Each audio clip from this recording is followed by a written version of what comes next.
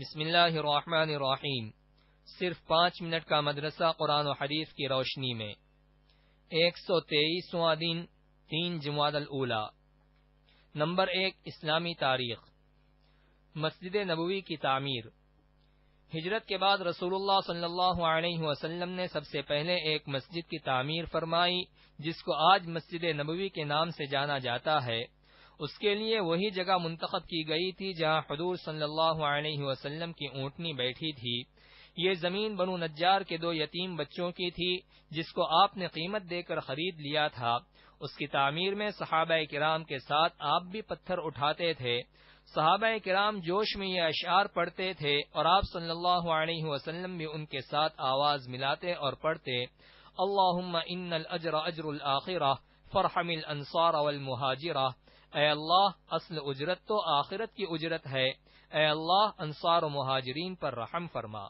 یہ مسجد اسلام کی سادگی کی سچی تصویر تھی۔ اس مسجد کے 3 دروازے بنائے گئے تھے۔ دروازے کے دونوں پائے پتھر کے اور دیواریں کچی اینٹ اور گارے کی بنائی گئی تھیں۔ ستون کھجور کے تنوں سے اور چھت کھجور کی شاخوں اور پتوں سے تیار کی گئی تھی۔ قبلے کی دیوار سے پچھلی دیوار تک 100 ہاتھ کی لمبائی تھی۔ یہ مسجد صرف نماز ادا کرنے کے لیے ہی نہیں بلکہ اسلامی تعلیم کے لیے ایک درسگاہ اور دعوت و تبلیغ اور دنیا کے سارے مسائل کو حل کرنے کے لیے ایک مرکز بھی تھا۔ اس کے امام اللہ کے نبی صلی اللہ علیہ وسلم اور اس کے نمازی صحابہ کرام جیسی مقدس ہستیاں تھیں۔ نمبر 2، اللہ کی قدرت۔ گولر کا پھل۔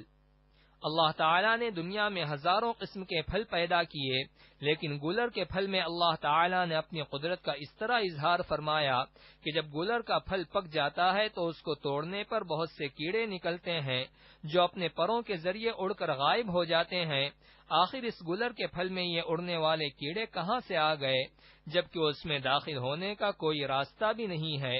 یقیناً اللہ ہی نے اپنی قدرت سے گولر کے پھل میں چونٹی نما کیڑے پیدا فرمائے ہیں۔ نمبر 3، ایک فرض کے بارے میں۔ شوہر کے بھائیوں سے پردہ کرنا۔ رسول اللہ صلی اللہ علیہ وسلم نے فرمایا، نامحرم عورتوں کے پاس آنے جانے سے بچو۔ ایک انصاری صحابی نے عرض کیا، دیور کے بارے میں آپ کیا فرماتے ہیں؟ تو آپ صلی اللہ علیہ وسلم نے فرمایا، دیور تو تمہارے لیے موت ہے، یعنی شوہر کے بھائیوں سے پردے کا بہت ہی زیادہ اہتمام کرنا چاہیے۔ نمبر 4، ایک سنت کے بارے میں۔ عشاء کے بعد 2 رکعت نماز پڑھنا۔ حضرت عبداللہ بن عمر رضی اللہ عنہما بیان فرماتے ہیں کہ میں نے رسول اللہ صلی اللہ علیہ وسلم کے ساتھ عشاء کی فرض نماز کے بعد 2 رکعت سنت پڑھی ہے۔ فائدہ: عشاء کی نماز کے بعد وتر سے پہلے 2 رکعت نماز پڑھنا سنت مؤکدہ ہے۔ نمبر 5، ایک اہم عمل کی فضیلت۔ انصاف کرنا۔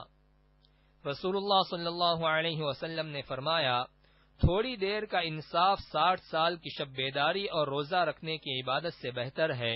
اے ابو ہریرہ، کسی معاملے میں تھوڑی سی دیر کا ظلم اللہ کے نزدیک 60 سال کی نافرمانی سے زیادہ سخت اور بڑا گناہ ہے۔ نمبر 6، ایک گناہ کے بارے میں۔ چاندی کے برتن میں پینا۔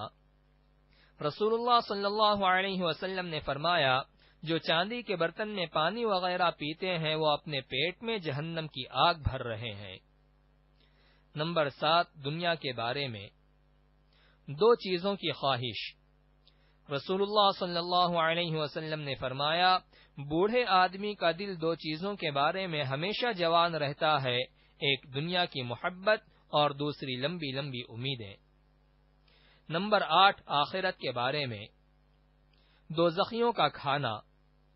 قرآن میں اللہ تعالی فرماتا ہے، دوزخیوں کو کھولتے ہوئے چشمے کا پانی پلایا جائے گا اور ان کو کھانے میں کانٹے دار درخت کے علاوہ کوئی کھانا نصیب نہ ہوگا جو نہ ان کو موٹا کرے گا اور نہ بھوک دور کرے گا۔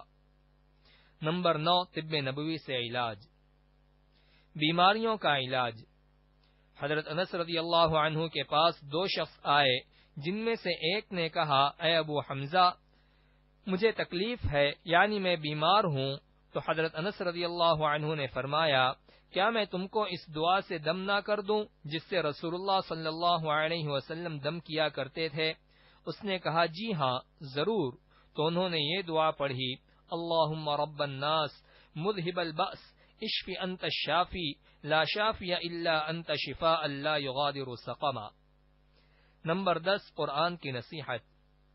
قرآن میں اللہ تعالی فرماتا ہے، اللہ تعالی کے ساتھ کسی کو شریک نہ کرو، ماں باپ کے ساتھ اچھا سلوک کرو، اور تنگدستی کے خوف سے اپنی اولاد کو قتل نہ کرو، ہم تم کو بھی رزق دیتے ہیں اور ان کو بھی، کھلے اور چھپے بے حیائی کے کاموں کے قریب نہ جاؤ۔